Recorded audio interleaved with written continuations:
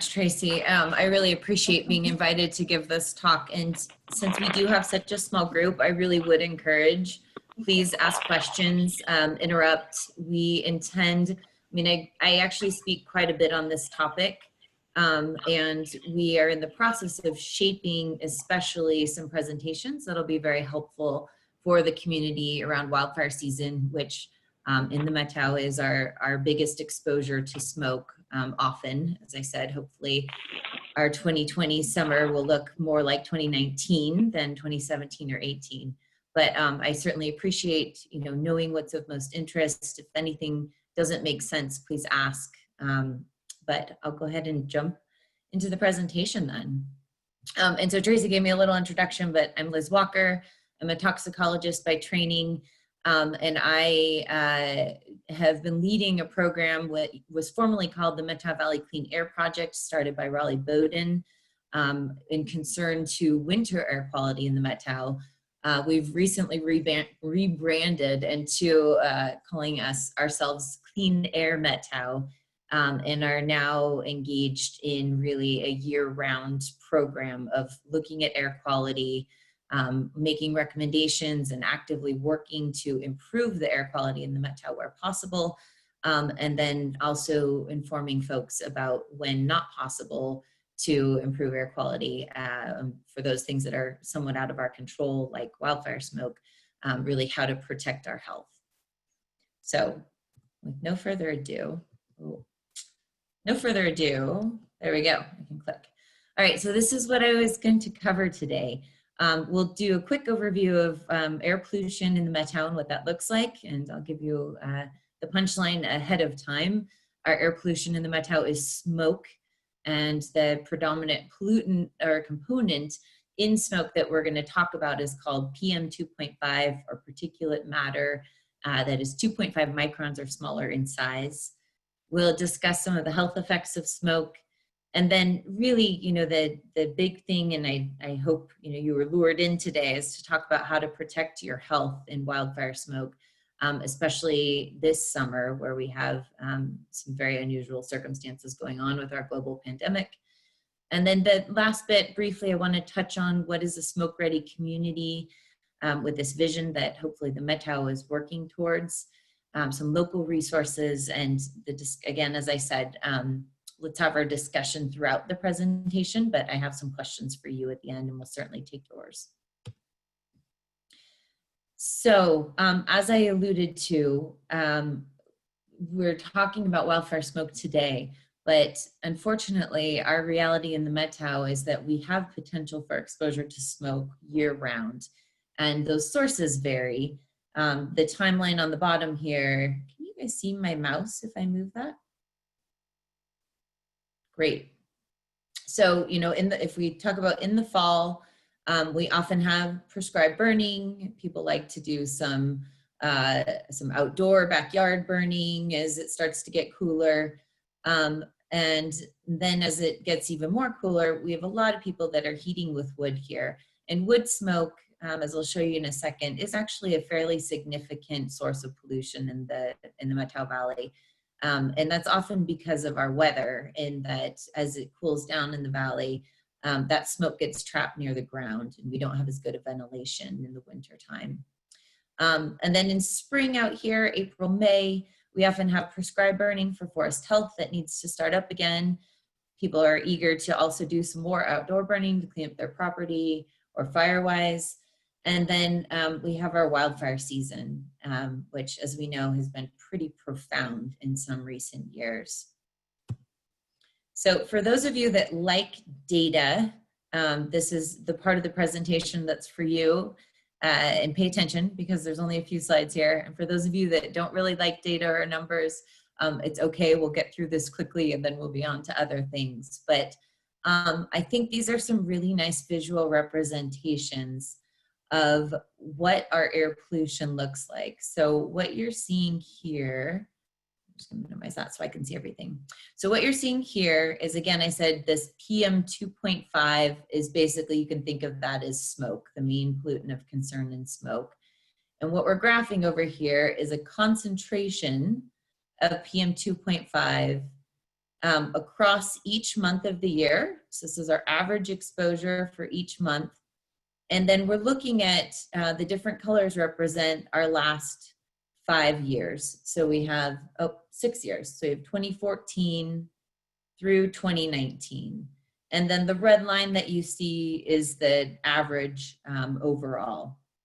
So what you can see, let's just look at the average first.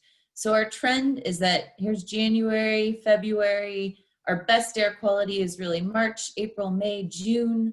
And then we have potential for smoke from wildfire, both locally and from pretty far, away, as we know, up in BC or Alaska even. And so our air quality generally trends because of wildfire, July, August, September to be worse. It might get a little bit better in October, and then you can see as people fire up their wood stoves, November, December is also pretty poor. So that's been a consistent trend for many years in the Metro. So a couple of things I want to draw your attention to is that we do have good years for air quality. So 2016 is a good year, this dark burgundy color, or maybe it's black, I can't tell. But, we didn't have any fires that summer, and it looks great. Last year actually looks pretty good too. August, September, July, we had far better air quality in the summertime than we did in the winter. Look at 2019 in December or January. It's much higher than it was in July. What's a little bit shocking to folks, so if you'll recall, so 2016 there was a good year. This is our burgundy, no wildfires.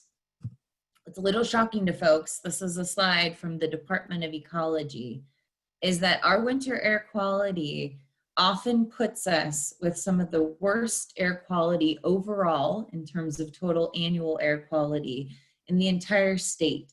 So in 2016, we had the unfortunate distinction of having the second worst PM 2.5 pollution in the state of Washington. That's above places like Tacoma or the Seattle monitors. And this is 1 year, but most years we generally trend towards the top 3. And, I know that's not a distinction that we want in the Metro Valley. So again, even though we're talking about wildfire smoke today, I just hope that you'll walk away with sort of an appreciation that these intense exposures during wildfire smoke season come on top of a pretty high background of air pollution exposure already due to our other seasons. And so I don't know about you guys, but this picture, this photograph just sort of, it makes my entire body tense. And this is taken from the summer of 2018. This is the view out of my office in Winthrop, where typically off in the distance, I can see Mount Gardner back here. But if you'll recall, we had 40 consecutive days in 2018 where this is what our sky looked like. And what you can't see there, and which we couldn't see at the time, is that that's the sun. This is taken midday. And, one of the things that we're talking about and actually doing some active research in is beginning to appreciate that these long wildfire smoke episodes, or wildfire smoke disasters, as they're really beginning to be appreciated as, that beyond cardiac and respiratory effects, which is typically what we think about, there are some pretty big mental health and well-being impacts of living with these kinds of conditions of smoke day after day after day, that from a public health perspective and from our perspective as a community and thinking about caring for ourselves and one another, can't be underappreciated. So I think this is your last graph that you get. There might be one more, but again, we're looking at PM 2.5 concentration over here. And this was our peak of our wildfires in summer of 2018. And this is our twist monitor. So the blue line is the 8-hour average maximum exposure. And the brown line is the daily average. And what you can see here is that really between about July 14th and September 18th or so, we had let's just look at our average exposure. We had an average exposure up here that was consistently above this red line, which is marking the level where we consider air quality unhealthy for everyone. This yellow line right here marks the concentration where the air quality is considered unhealthy for sensitive populations. And we'll talk about who those are in just a second. And this purple line is starting to get into the very unhealthy or hazardous level of air quality. So you can see, and again, if you were here, you will recall the air quality indeed felt very unhealthy to hazardous for many days of that summer. So one thing, you know, you guys are here to learn. And so not knowing exactly what level of background you have and with regards to learning about the air quality index and different levels of concentration of PM 2.5. For those of you that is all brand new and you have never heard those acronyms before, the only thing that you need to know is your colors. So the EPA and the Department of Ecology utilize this color-coded system to describe what level of PM 2.5 or air quality is either green, good, yellow, moderate, orange, unhealthy for sensitive groups, red, unhealthy for everybody, and then just bad, really bad. And so I'm not going to say anything more than that about that. But one bit that a lot of folks who do like to really get into this data, one question that they have is the difference between how Washington state looks at air quality pollution and how federally the EPA looks at the air quality index. And I think what's makes me proud and happy to live in a place like Washington state is that Washington state is more up to date on the research with regards to how your health is impacted by air quality. And so at a lower level of PM 2.5, Washington will consider that more concerning for your health. It causes a lot of confusion, and I work a lot with the Department of Health and Ecology, and the folks there are constantly wringing their hands over this. But just know that the colors will, you can know that the colors are what you need to pay attention to, but that Washington state, generally the numbers might be different because Washington is more protective of your health. All right, so let's briefly talk about health effects of smoke. I've been referring to this PM 2.5, which is our major pollutant of concern in smoke, and this photo gives you some perspective on just how small these particles are. So if we have depicted here is a blown up picture of a human hair, which is 50 to 70 microns in diameter. Here's a grain of fine beach sand. Here's PM 10, these blue dots, which is things like dust or pollen or mold. And then PM 2.5 are these little tiny red dots. And these are from things like combustion. So it's the common pollutant that happens when we burn things. And the problem with them being so tiny is that we can inhale them very deep into the lungs.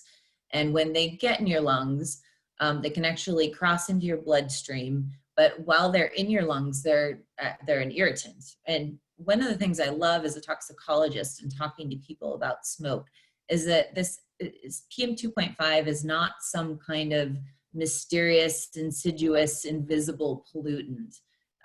When you are sitting downwind of a campfire or you're living through a wildfire nearby, you know that you're being exposed to something that is not good for your health. And I think that's another big takeaway that I'd like everyone to have is that, you can geek out on looking at these different levels of concentrations, but if you look out your window and you can't see across, the valley, or you can't even see to the normal trees that you can see or across the street. And if you walk outside and you're immediately sort of feeling like you're wheezing and your eyes are stinging and you're getting a headache, you know that you need to get out of that smoke. Okay, so this is basically just what I said, but this is a nice little graphic that shows that these tiny particles can come down and go really, really deep into your lungs.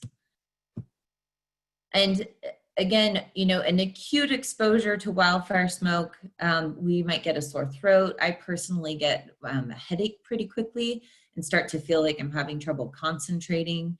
And I also start to wheeze. But there are really a lot more serious impacts from PM 2.5 and wildfire smoke. And as I said, those traditionally include cardiovascular effects, heart attacks and heartbeat irregularities, and our respiratory effects that are more serious perhaps than just wheezing, including things like chronic bronchitis, decreased lung function, and triggering asthma attacks in those who already have lung conditions. And really the sort of seminal a sign of air pollution that is consistently linked in epidemiology studies is that as air pollution increases, you can see overall increased hospitalizations, admissions to emergency rooms, and deaths. So this is a big deal. We've been talking about, I've mentioned sensitive populations a couple times now, and these are the sensitive populations, folks that are known to be to suffer more serious health consequences at potentially lower exposures or faster. So these include people with pre-existing heart or lung disease like asthma, COPD, or any kind of cardiovascular disease, all infants and children, people 65 years and older, no matter how young we feel, pregnant women, and then people of low socioeconomic status. And that one is often because those folks are especially vulnerable because they don't often have a lot of options to protect themselves and reduce their exposures. They may have to work outdoors. They may not be able to travel to get out of the valley when we have a wildfire smoke episode. They may not be able to afford to buy an indoor air purifier to clean their air. And while Washington State overall, these groups make up about 40%, they're actually greater than 50. They're more like 50 to 60% of the Methow Valley's population. So we all know someone or are someone who is in one of these groups. Okay, so what can we do about protecting our health from wildfire smoke, especially, as I said, in this unusual season of COVID-19? So I've been working with the Department of Health and many other stakeholders to develop some guidance around wildfire smoke impacts over the last few years. And I want to give the Department of Health in Washington recognition for the incredible leadership that they've shown in really making some major updates and changes to their guidance and to their outreach materials about wildfire smoke, given the severity of the last couple of years. And so this year, we had a number of meetings and they issued some specific guidance about COVID-19 and how the behavioral public health recommendations for preventing the spread of COVID-19 intersect with our recommendations about how to protect yourself from wildfire smoke. And this is the money slide. This is really kind of what you need to know about wildfire smoke in general. So how to protect your health is to stay informed about air quality. And we'll talk about that a little bit. But I said, you know, this can be really simple. It's as easy as walking outside or even just looking outside and seeing what the smoke looks like. Number two, limit your exposure to wildfire smoke. This includes avoiding strenuous outdoor activity, or when it gets really bad, potentially limiting your time outdoors or not going outside at all. Number three is a big one. And really, this is, I think, our number one strategy is to make sure that we have access to clean indoor air, and ideally clean and cool indoor air. And this is really tricky in a place like the Methow, where very few people have forced air or have air conditioning. When it's 95 degrees outside, recommendations to keep your windows and doors closed constantly are not always practical and often could even be harmful if you're creating the kinds of, sufficient heat inside that you might now be at risk for heat exhaustion or even heat stroke. So that needs to be, considered very carefully. Luckily here, when we have wildfire smoke, it often does clear out overnight in the times when it cools off and we need to open our windows. Another way to keep our indoor air clean is that we don't engage in indoor activities that create more poor air quality. And I'll talk about what those are in a minute. If you have air conditioning, you can set your, put your setting to make sure you're not drawing in fresh air. You can recirculate what's going on in the house.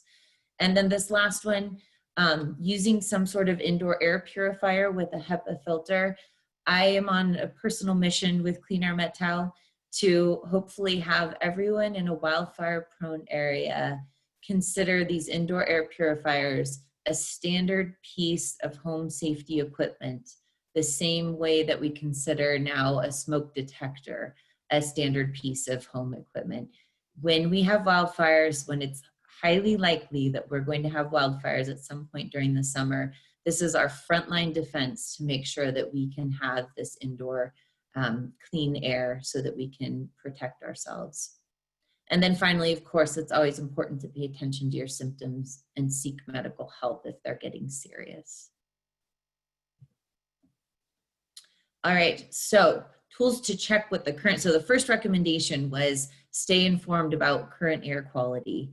I'm going to move through these quickly because I want to make sure that we have time for discussion. And again, interrupt me if you guys have any questions.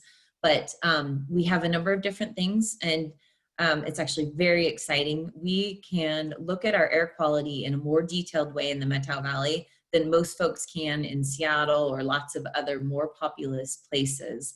And that's due to the fact that we have this purple air sensor network. So we now have about 24 purple air monitors. They're these low-cost sensors placed from Lost River Airport all the way down to Pateros.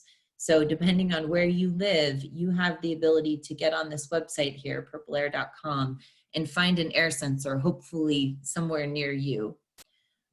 You can also look at the Washington Department of Ecology has a monitor in Twist and in Winthrop, and you can find that on their webpage here. If you have an iPhone, my favorite thing that I have is the Methow Air app. You get at your fingertips access to both ecologies and this purple air data there. And then there are a couple other places too. And I've got a slide for each of these, so we'll just talk through them. So the Clean Air Project has been maintaining magnetic board signs throughout the valley for a number of years. Presently, we have one in Twisp outside the Methow Valley Citizens Council office, right next to Hinks on Highway 20, and up in Mazama, the Mazama store. So we change these daily to let you know about air quality. And then I mentioned too, this is what the Methow Air app symbol looks like. You can get that on the Apple App Store. This is what the website for the Washington Department of Ecology, this is their homepage. You can see it pulls up all their monitors. Here's us right up here. Actually just got this recently today. So we have nice air quality here. And then the Washington Smoke Blog is another great resource. Their homepage looks like this. Here's us again.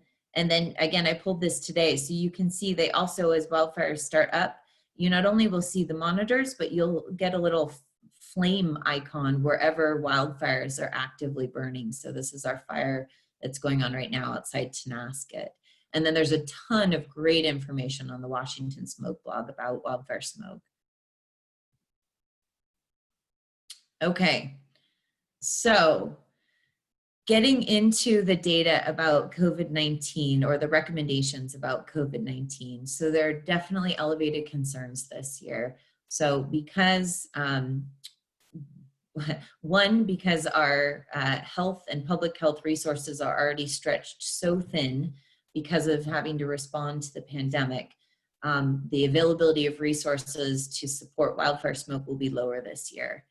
And then with regards to health risk, wildfire smoke and COVID-19 both impact our lungs.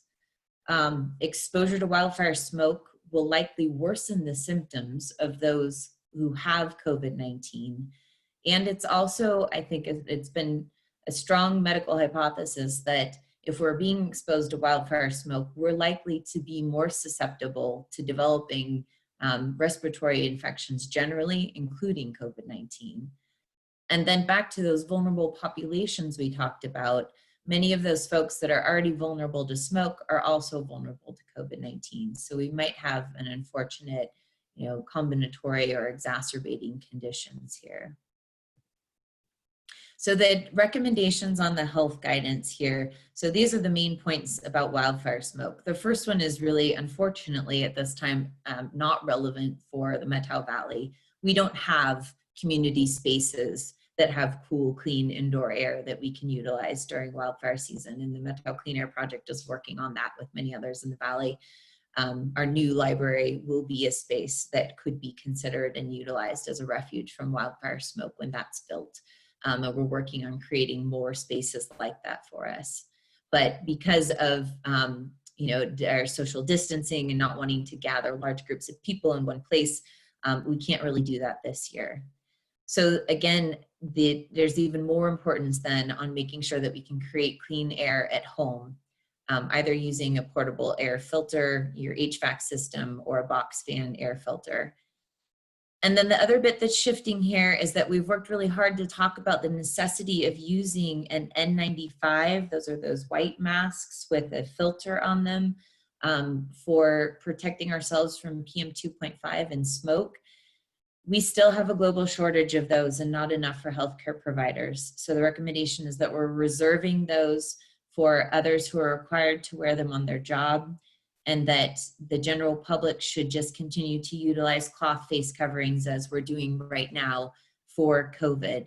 But we need to be aware that those provide little protection against PM 2.5. So again, that means that we're going to need to limit our time spent in smoky conditions because a mask is not going to provide protection. This is a great list from the Washington Department of Health. I'm sorry, this is actually from EPA, about how to set up a clean room at home. And I think if it's of interest, I'd like to spend a little bit of time, and you guys have any questions, please ask about how to do this. Again, this is our frontline defense to make sure you can get out of wildfire smoke. So the first step is to choose a room because, it's, again, if you don't have air conditioning, you're going to have to utilize some kind of a portable air filter standalone unit. And those, can't always circulate the entirety of the volume of air that you have in your house. So you can choose a room big enough to fit everyone in your household and comfortable to spend time in. You can obviously, if you have an air purifier, move it around your house. And that's often what I do. In my home, I have about a 1,200 square foot home, and I have 2 children. And we have 3 standalone air purifiers. I run one constantly year round. With the others, though, if we have wildfire smoke, I typically put them in our living space during the day and close the bedroom doors if the kids aren't going to be in there. And at night, everyone gets one in their bedroom. You want to do everything you can to prevent smoke from entering that room. That's closing the windows and the doors. If you have some kind of exhaust fan, use it only for short periods because that's going to be drawing air from outside in. It's so important to stay cool. So if you have a fan, any kind of air conditioning system, a swamp cooler, please do utilize that to stay cool. And then number 4 is filter the air in the room. So anytime you open a window or door, as we've talked about, is going to be a necessity. That wildfire smoke outside is going to come in. So you need some way to continually clean the air. So these standalone air purifiers are rated for different size rooms, and you can run it continuously on the highest setting if you can. So we'll talk about some considerations around that in a minute. So, and then number 5, I mentioned this earlier, there are a number of things that we typically and often do in our homes that actually make our indoor air quality worse. Some of them are obvious, smoking cigarettes, pipes, or cigars. Some of them are not so obvious, like frying or boiling food. I have a little indoor air quality monitor, and I put it in my kitchen just to appreciate the magnitude of this. And if I'm, cooking some eggs or just really anything on the stovetop, that generates all kinds of PM 2.5. And so if you can find alternative methods for cooking when the wildfire smoke is really bad, that would be good to do. So I anticipate some of you, but maybe not everyone, is familiar with these standalone portable air cleaners, or I call them air purifiers, but this is a photo of one of them. They're usually kind of shaped like a tower. Depending on how big or powerful it is, they're used in relatively small rooms. As I said, mine are suitable for about, I think one of them is rated for like a 15 by 15 by 12 room. Some of them they'll just take longer to pull the volume of air through them if you're trying to use them in a bigger space than they're really rated for. What's important is that you do need to maintain the filters. Some come with washable filters, which get dirty really fast when we have wildfire smoke, and some have replaceable HEPA filters that you need to purchase new ones. And to really keep the air clean during heavy wildfire smoke conditions in a larger home, you may need 3 to 6 of them. However, as we said, 1 is much better than 0, and you can just use it to maintain 1 room with clean air. What's becoming more and more popular and are these DIY, do-it-yourself air cleaners. So you can use a standard box fan, tape any manner of filter to it, air conditioning filter, and then basically, and you don't even have to really tape it. I mean, it's as simple as you can just stick it on the back and turn it on, and the suction will hold it on there, and it does a really good job. The Puget Sound Clean Air Agency has done a number of experiments with these over the last year, and that's led them to feel very confident about recommending these. If you already have a box fan at home, this can be, it's just a $10 air filter purchase. If you don't have a box fan, you can put one of these together for probably $40 or so. They are noisy. That's something to consider. And then with regards to the other air purifiers, the ones that, excuse me, these guys over here, I'll just jump right here. I 4 years ago when we had such bad wildfire smoke, I just got on Amazon and looked at what was most popular there. And then I went to this California Air Resources Board certification list, which is really pretty easy to find. I mean, well, here's the website. But the good news is that most of the air purifiers that are commercially sold are indeed CARB, California Air Resource Board certified, CARB approved.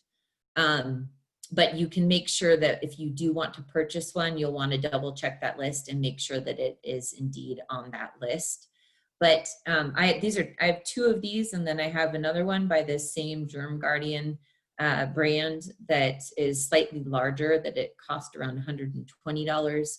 So they're not outrageous. You don't need to buy a $400 air purifier. You can get a number of good ones for under $100. And I've been running one for, as I said, pretty much year round for the last 3 years, and it's still going strong.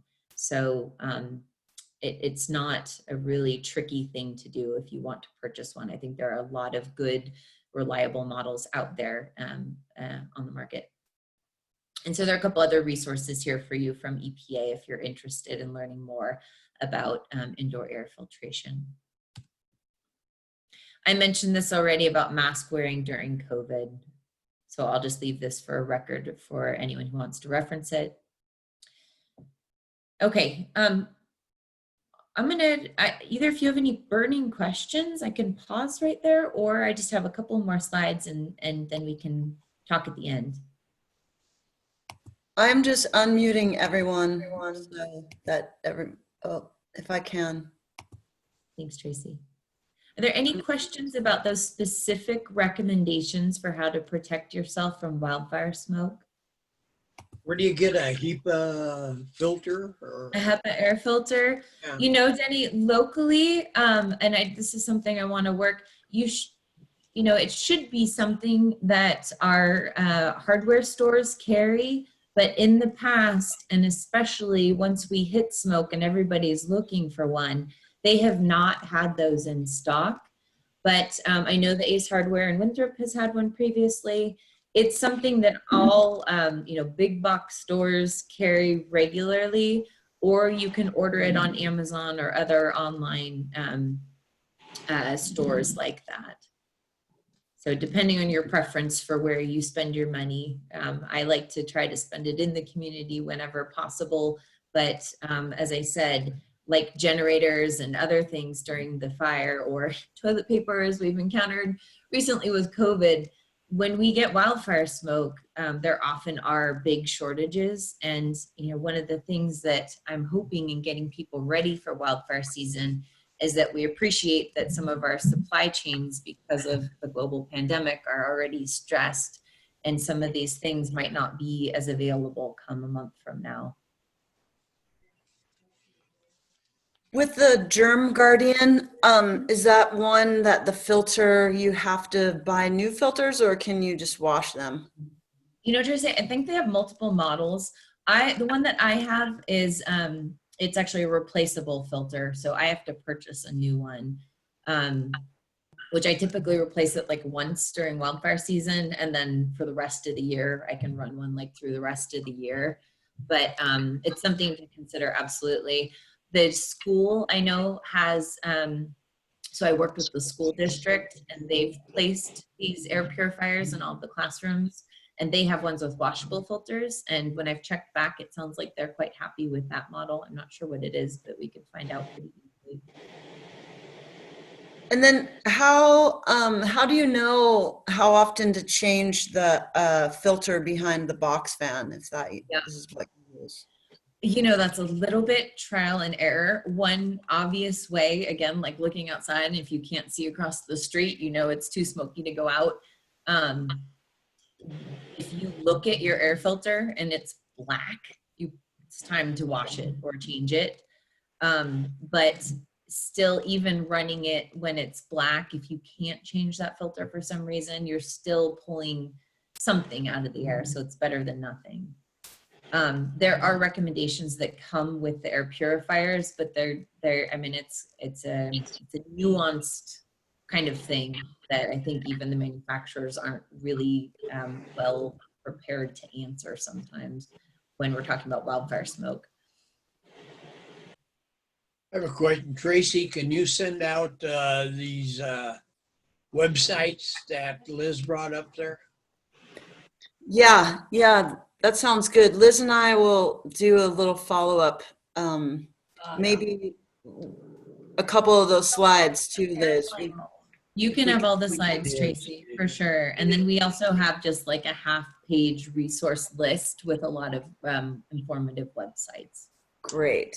Yeah, those would be a help, and then everybody would have access to the ones they wanted to follow through on. Yes. Yeah, thank you. Sure. Hey, Liz, what about the electrostatic air filters you can have built into your HVAC system? I'm not intimately familiar with those. I don't know if electrostatic is sufficient for pulling these tiny particles out, but I would imagine that's a question that I would love to know the answer to, and that certainly anyone that was going to be doing those installations would know. Well, we do have one on our system, and it makes a difference. Mm-hmm. I don't know just how efficient it is, how small a particle size it can handle. Thanks for giving me a follow-up action, Dave. That's a question I would, I'd love to know the answer for. So I'll follow up on that. And if you follow up and find out any information, I appreciate if you share that. Thanks. All right. Go ahead, Tracy. This is off the wildfire topic, but just the winter smoke levels being so bad. And I remember that there was some sort of a program to buy back or to like exchange people's wood stoves. Existing and active with money available. So we have a grant right now from the Department of Ecology. It's a full wood stove exchange. So the homeowner who has an old wood stove, so it's a non-EPA, if you have a non-EPA certified wood stove, we have a program that we can replace that with a brand new home heating device. So if you want a pellet stove, that's a possibility. But if you want another new wood stove, North Valley Lumber is our installer. You just fill out an application. You do have to be income qualified, but it's a brand new wood stove for free. It's pretty amazing. And we have money to replace about 20 of those in the Methow Valley, but Ecology sees this as a really great way to improve air quality in the state. So if we're successful with this program, they hope that they could give us more money. And if So that would somebody, be a contact Clean Air Methow for an application on that. okay. Let me just go ahead and get through a couple more of these, and then we can talk, about whatever you guys want to. But first and foremost, I want to thank you all for being part of building our smoke-ready community here in the Methow by your presence and attendance today. This is a new term that has really, we talk about being fire-wise, and there's lots of activities around making our homes safer and our communities safer from wildfire. And for those of us who are really focusing on the smoke end of things, we're flipping this, our old adage about where there's smoke, there's fire, in recognition that where there's fire, there's often smoke as well. And so as we think about fire readiness, we need to think about smoke readiness as well. And there are some different definitions floating around. This is one that a colleague from EPA Region 10 recently presented. And the characteristics of a smoke-ready community are one where we have public buildings and spaces where people can go to have clean air during wildfire smoke. So I said we're working towards this in the Methow, but we're not there yet. A smoke-ready community is one where our residents understand the health risks associated with wildfire smoke exposure and have access to tools to protect themselves. I hope that we can check the box for those of you attending this webinar today, that maybe we're building our community one at a time towards that. And lastly, in recognition that there are lots of people who are underserved and more vulnerable than others, a smoke-ready community is one that has programs and resources available to specifically help those folks.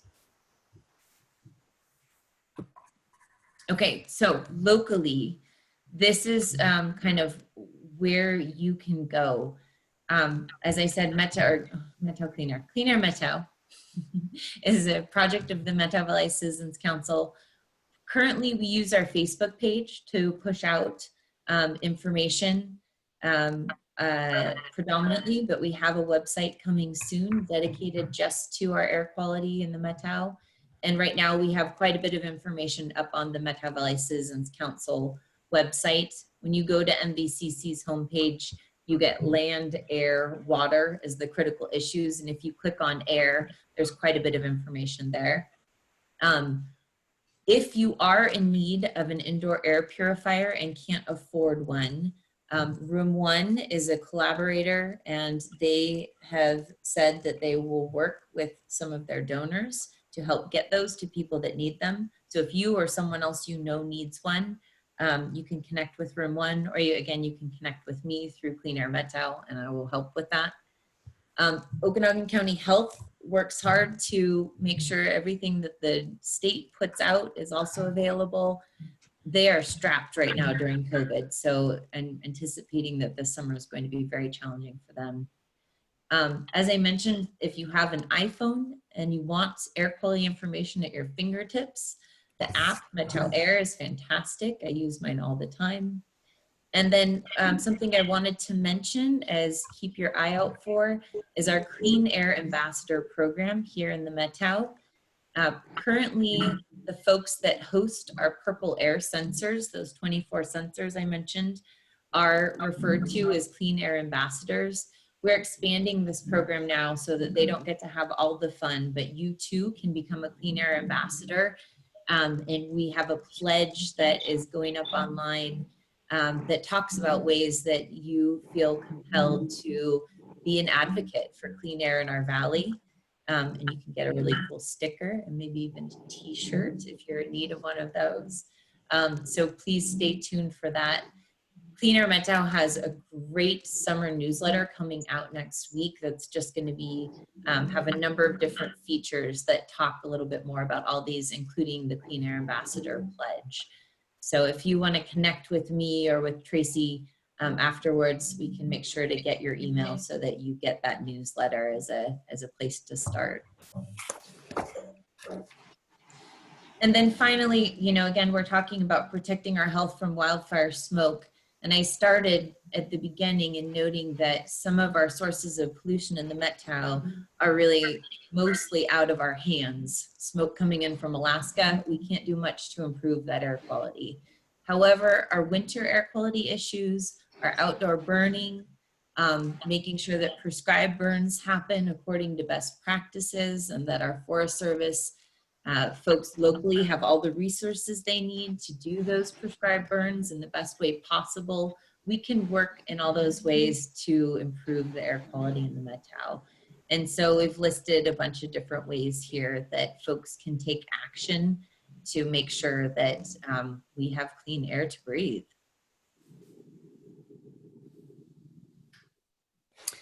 I wonder if the recycling center is looking into getting a chipper. You know, Tracy, there are a lot of exciting things happening right now with regards to trying to come up with alternatives to outdoor waste.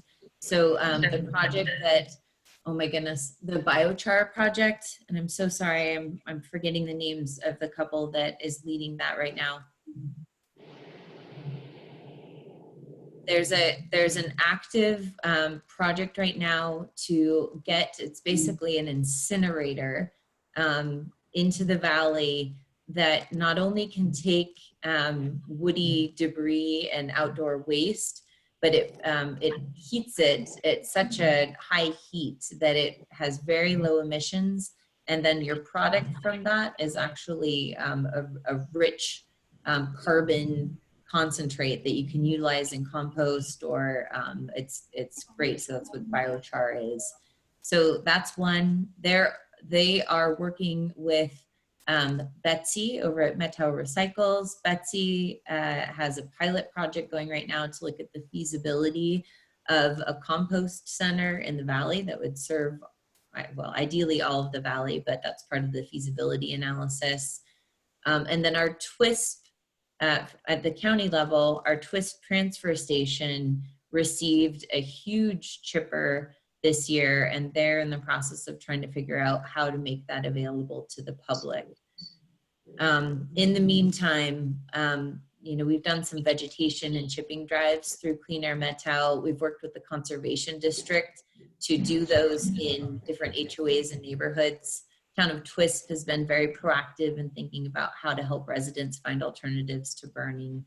So there's both sort of these bigger scale things that'll help lots of people, and then a lot of different smaller models.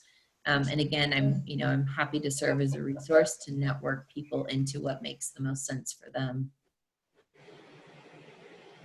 Okay, I want to make sure that I acknowledge all of the people that are part of this work. This is very, very much a grassroots effort in improving our air quality. And like most of our efforts in the Valley, it takes a lot of people to be aware of these issues and to do what they can to work towards solutions. So these are folks that we consider collaborators on the Clean Air Metao project. And then specifically, these are some of the individuals that have really been instrumental in helping this work get done. We have a local advisory group here in the Valley at the Metao Valley Citizens Council. These are staff who work on this project, and the Washington Department of Ecology has been really essential in providing both intellectual contribution as well as resources. Specifically in this presentation, you saw some slides as well from the Department of Health, as well as Mike McGowan from EPA, who were kind enough to loan me those. All right, so I have some of my own questions, but let me pause and just see in the last few minutes we have if there are specific things that you guys want to talk about. I don't know the other people. And most of you are muted, and I'm not really able to unmute, and I'm hearing some background noise somewhere. I'm not sure from where, but.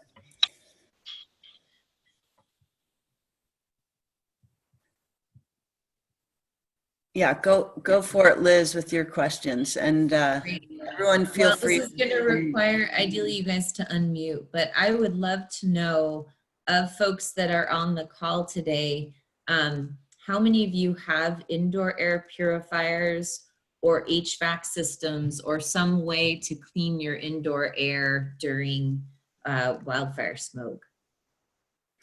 I wonder, Liz, if we should switch to the Yeah. yeah, and go on to gallery view. Yeah. Can you do that from your end, Tracy? Let me see. I mean, I can stop sharing. Yeah, if you. But then I think everyone has to go to gallery view.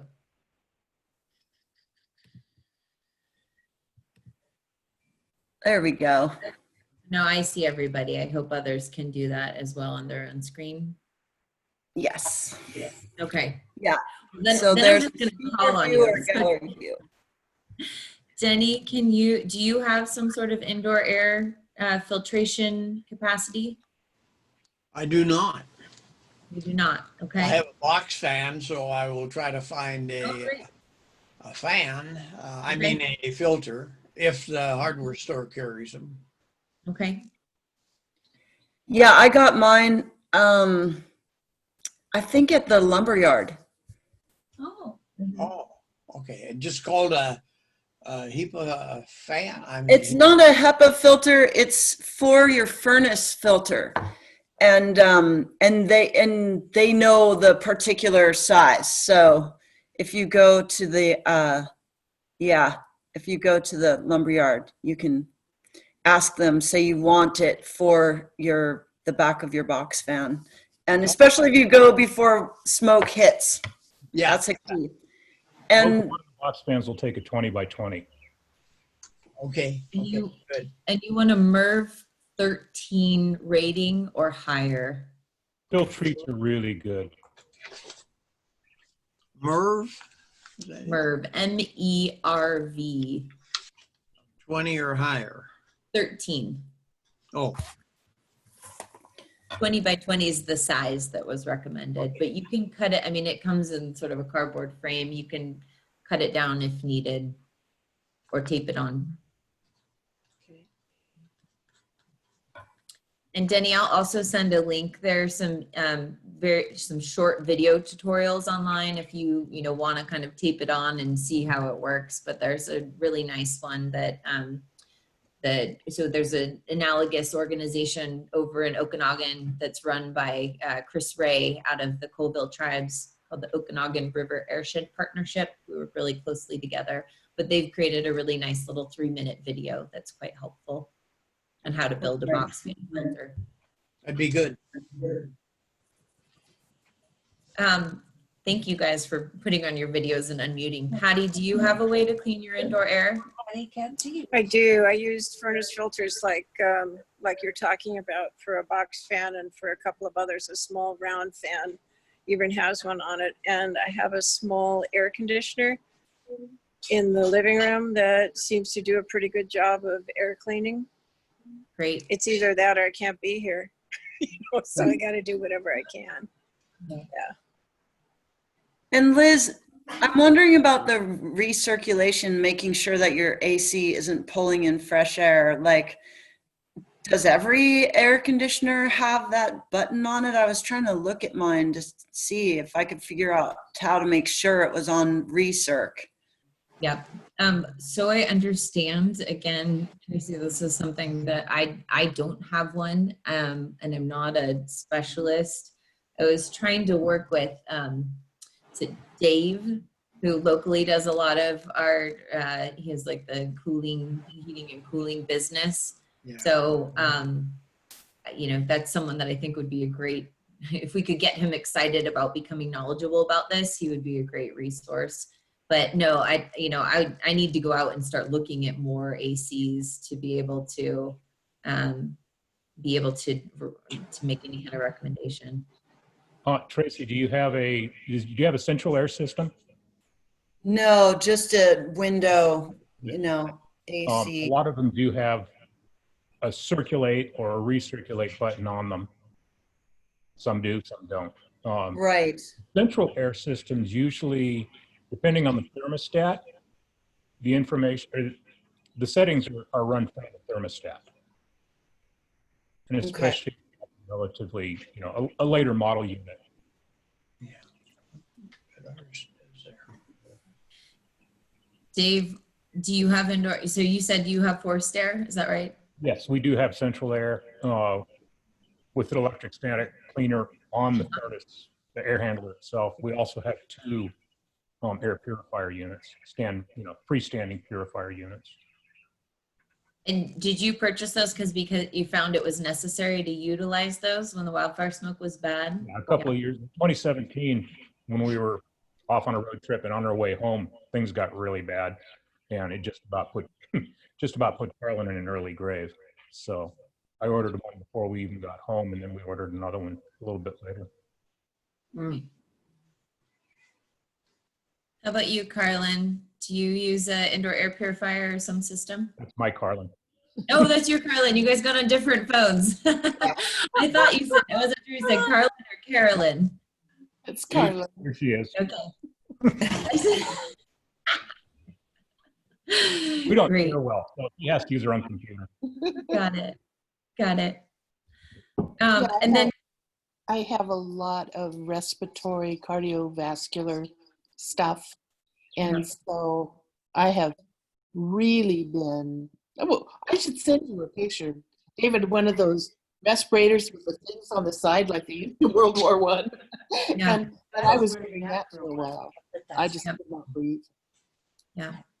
So I'm really interested in this air purifier that you have, because some of ours are pretty big. And that tower thing sounds good, and I think we could use a few more. You know what I think is really reassuring for folks, and I'm happy to provide this service. I mentioned that it's about this big. It's an indoor air quality monitor that's portable. It's handheld. And so what was so reassuring for me was just to have that in my home. Yes. And it's not, it's low cost. It's only about $200. It came from one of our advisors who does air quality consulting in China, where they're quite common. But so it's not incredibly accurate. But what it is that I could take it outside when we had wildfire smoke, and it would read, 150, 200. I could walk it indoors where I'd been running my air purifiers, and it would go down into the single digits. And so that that's accurate. And that was incredibly reassuring. And then I would open the windows or open the door and watch it, and it would start to creep up. It would 10, 20, 40, 50, and I'd shut the door, and a half an hour later or 10 minutes later, depending on, if it's in a small room or how well your air purifier is doing in pumping the air through the filter, it would drive back down to 3, 4 single digits. And just knowing that these systems I had for creating indoor air were being verified by this monitor was so reassuring for me. And that follows a lot of evidence that having that feedback loop is really, really helpful. And again, I think it tends to the stress and the mental impacts Yes, there is of stress. feeling so, the claustrophobia, the isolation, the anxiety of like, when is this going to end? I can't breathe. I think that little indoor air monitor, and I know that Aerometeo now has 2 of them that they're making available to folks that they serve.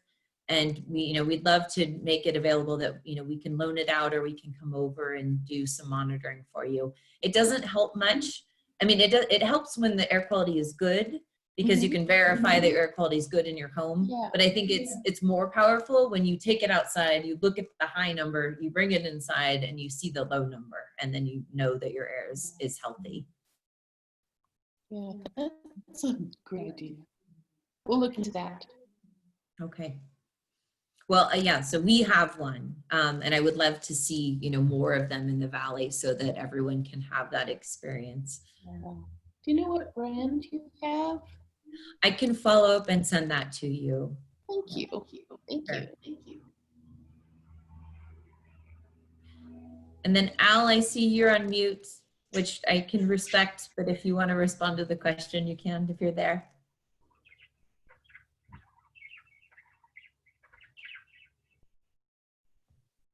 He doesn't talk. Okay.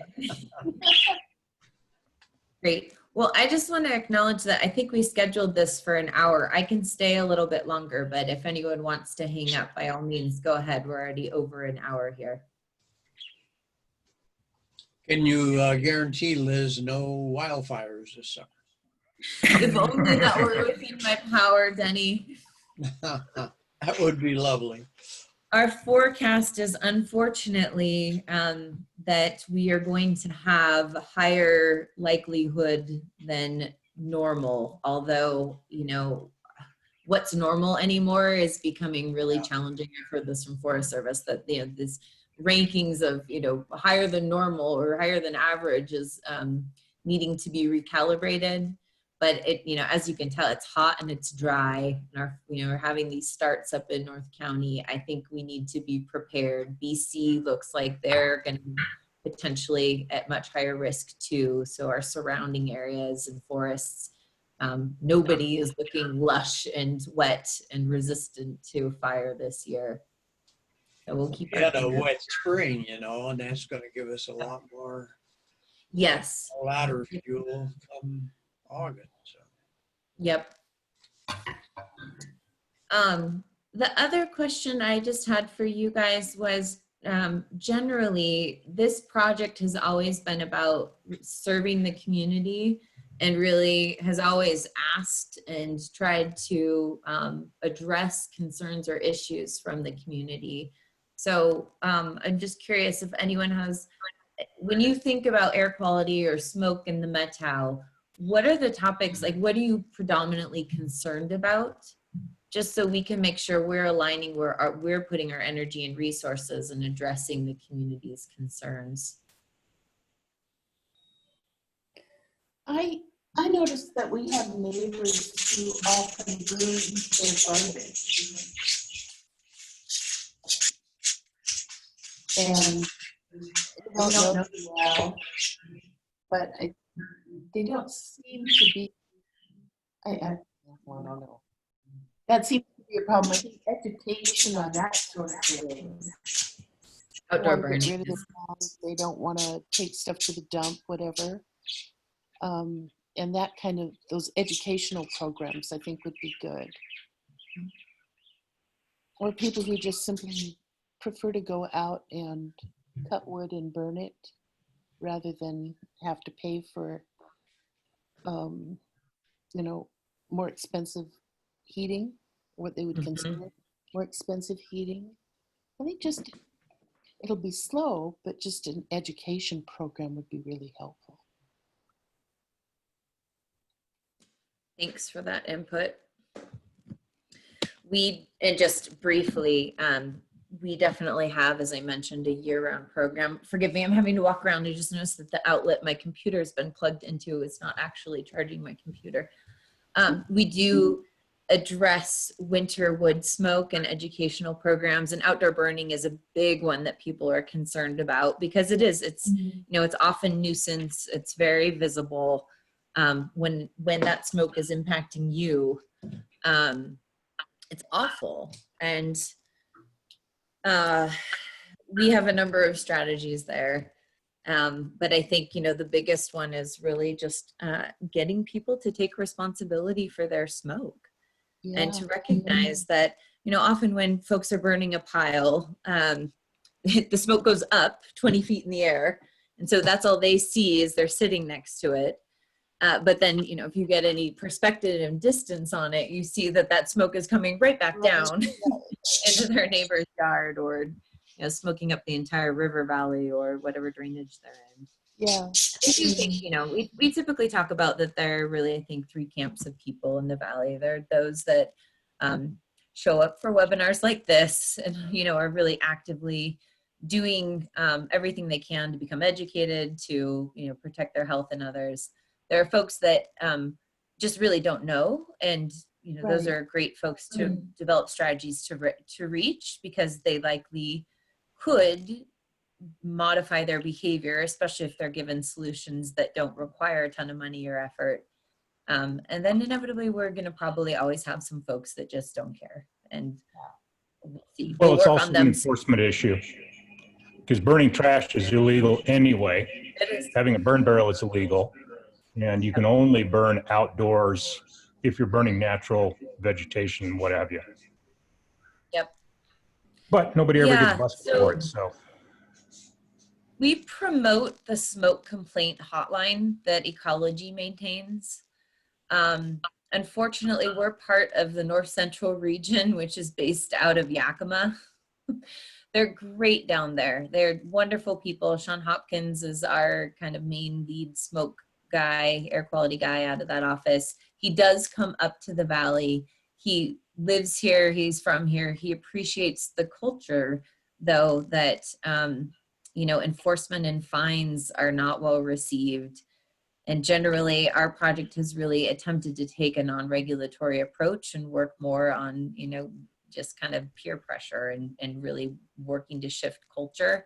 That said, we do promote, if it feels safe, if you can be brave and talk to your neighbor and generally just keep a conversation open and going in the community, the more we start to talk about it, the more people express their concerns, the more people are going to have to think about what's happening with their smoke and hopefully begin to feel that their smoke isn't actually an okay thing to generate.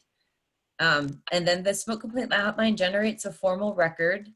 If Ecology can reach the property, they will call and talk to them. They will get a warning letter in the mail if they can determine an address. And if it's a consistent problem, and we have had repeat offenders in the Methow, they'll pay them a visit and they'll, try to just really do. And again, I think Sean's amazing. He's truly this description of a public servant working in government. He's great in how he's able to approach people, and I think he's pretty effective. Liz, who is doing it? So his name is Sean Hopkins. He's with the Department of Ecology's North Central region. They're in Union Gap next to Yakima. I guess one of the other big questions to me right now is, okay, if we do get a smoke episode and we can't get N95s and the cloth is not sufficient, is there another alternative that, we as Methow at Home can recommend or try to promote using? I mean, I think a lot of people actually have some N95s tucked away from before. Yes. So just hang on to utilize those.